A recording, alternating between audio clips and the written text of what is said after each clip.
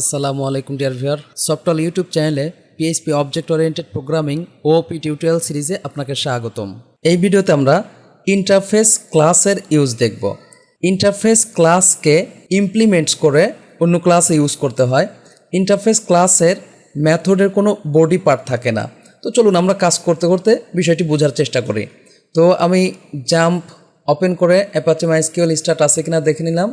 এক্সপ্লোরারে click করে htdocsে ওপি tutorial নামক একটি ফোল্ডার তৈরি করে রেখেছি, যা অলরেডি আমি সাবলাইম টেক্সটে লোড করে রেখেছি। তো এখানে আমি একটি নতুন ফাইল তৈরি করে নাম দিলাম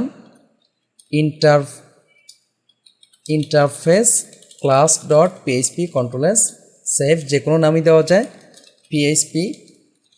ওকে, আমরা প্রথমে ইন্টারফেস তৈরি করি। আমরা বললাম ইন্টারফেস, এরপরে ধরে নিন যে পিএইচপি নামক একটি ক্লাস তৈরি করলাম।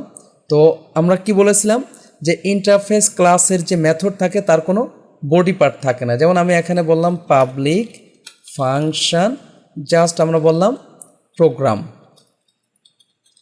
ওকে, তো এখন এইটাকে যদি আমরা ইউজ করতে চাই তাহলে আমাদের কি করতে হবে? ইমপ্লিমেন্টস করে ইউজ করতে হবে। তো আমরা একটা নতুন ক্লাস তৈরি করি, ক্লাস নাম দিলাম সফটওয়্যার। এখন আমরা ইমপ্লিমেন্টস করব কোনটা? এই পিএইচপি ইন্টারফেসকে।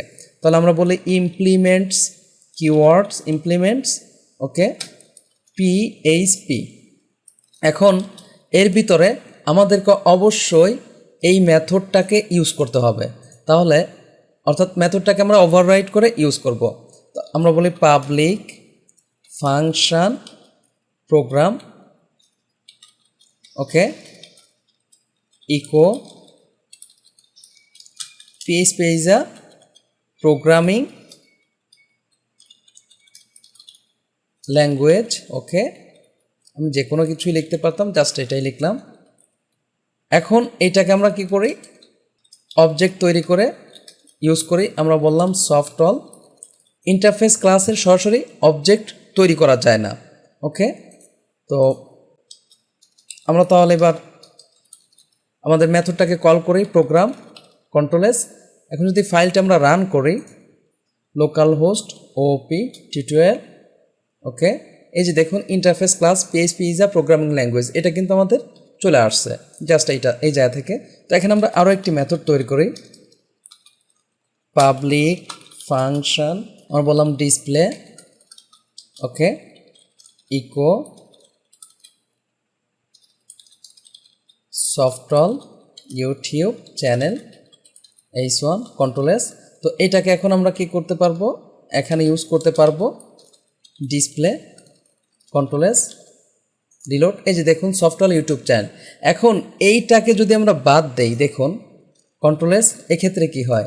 আমাদের কি বলছে? Fatal error, class software contains one abstract method and must therefore be declared abstract or implement the remaining methods PHP program. অর্থাৎ এখানে যেইটা করতে হবে, ইন্টারফেসকে যদি আমরা ইউজ করি, কোনো ইন্টারফেস ক্লাসকে যদি আমরা ইউজ করি, সেক্ষেত্রে তার মধ্যে আমাদের কোনো মেথড থাকলে সেই মেথডকে এখানে অবশ্যই ইউজ করতে হবে। এই মেথড ছাড়া আমাদের এই প্রোগ্রাম রান হবে না। আমি কন্ট্রোল জেড দিলাম। এখন যদি আমরা রিলোড দেই, এই যে দেখুন চলে আসছে। এই মুহূর্তে আমরা মাল্টিপল ইন্টারফেসকে ইমপ্লিমেন্টস করা দেখব।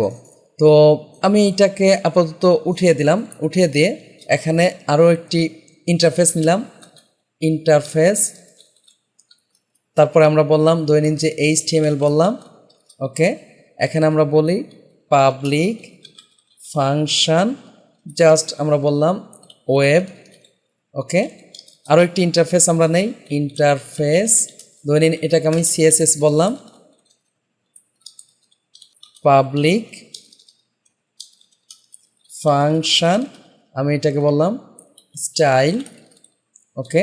তো একইভাবে আমি আরও একটি ইন্টারফেস নিলাম, ইন্টারফেস, আমি বললাম মাইস্কিউএল পাবলিক ফাংশন, আমরা বলি ডাটাবেস, ওকে।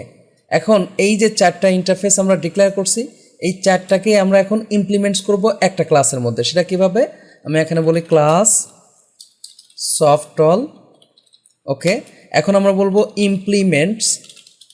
তো এক্ষেত্রে আমরা একটার পর একটা লিখে কমা দিয়ে দিয়ে সেপারেট করব। আমরা বললাম পিএইচপি কমা, তারপর আমরা বললাম এইচটিএমএল কমা, এরপরে বললাম সিএসএস কমা, এরপরে বললাম মাইস্কিউএল। ধরে নিন আমি এই পর্যন্তই রাখি। মাইস্কিউএলকে এই মুহূর্তে আমি ইমপ্লিমেন্টস করতে চাচ্ছি না। ওকে, এখন আমরা এখানে কি করতে হবে, অবশ্যই আমাদের এই যে 3টা ইন্টারফেস ইউজ করছি এই 3টা মেথডকে আমাদের ওভাররাইড করতে হবে। তো আমি এখানে পাবলিক ফাংশন প্রোগ্রাম, ওকে, আমি জাস্ট পাবলিক স্পেলিং মিস্টেক হয়েছে, এখানে বললাম echo PHP is a programming language, okay, H1। একইভাবে আমরা এটাকেও করি, আমি জাস্ট এটাকে কপি করছি, ওভাররাইট করি, control V, okay, echo HTML stands for hypertext markup language, okay, H1 control S. এখন এটার যদি আমরা অবজেক্ট তৈরি করি, আমি বললাম psi নিউ সফটল, এরপরে আমরা বললাম পি প্রোগ্রাম, ওকে, পি আমরা বললাম ওয়েব। খেয়াল করুন, আমরা যদি এখন রিলোড দেই তাহলে কিন্তু আমাদের এরর আসবে। কারণ কি? কারণ আমরা এখানে 3টা ইন্টারফেস ইমপ্লিমেন্টস করছি আর আমরা ইউজ করছি মাত্র 2টা মেথডকে।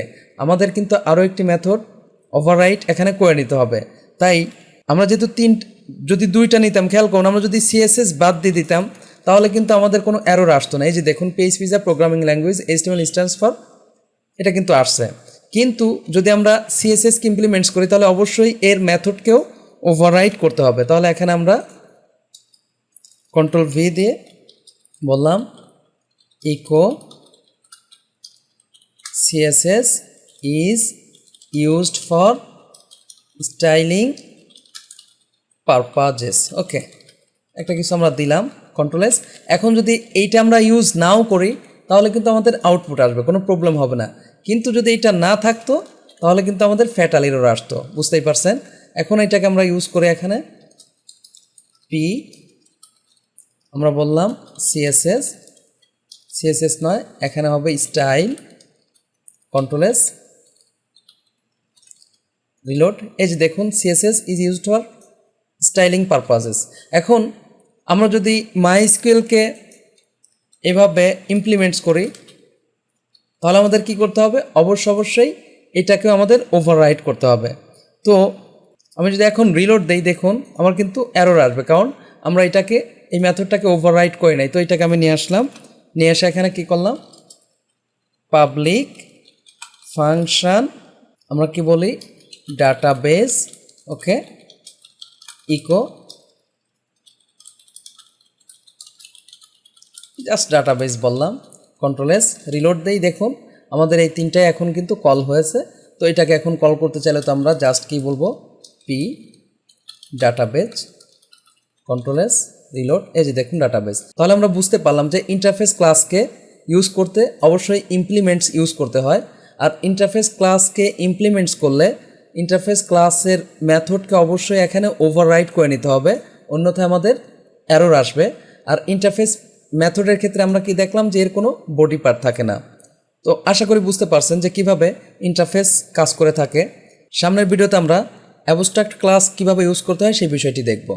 যদি ভিডিওটি ভালো লাগে থাকে প্লিজ লাইক করবেন এবং কমেন্ট করে আপনার অনুভূতি জানাবেন। চ্যানেলটি সাবস্ক্রাইব করে না থাকেন প্লিজ সাবস্ক্রাইব করবেন। পরবর্তী ভিডিওতে দেখা হচ্ছে। আল্লাহ হাফেজ।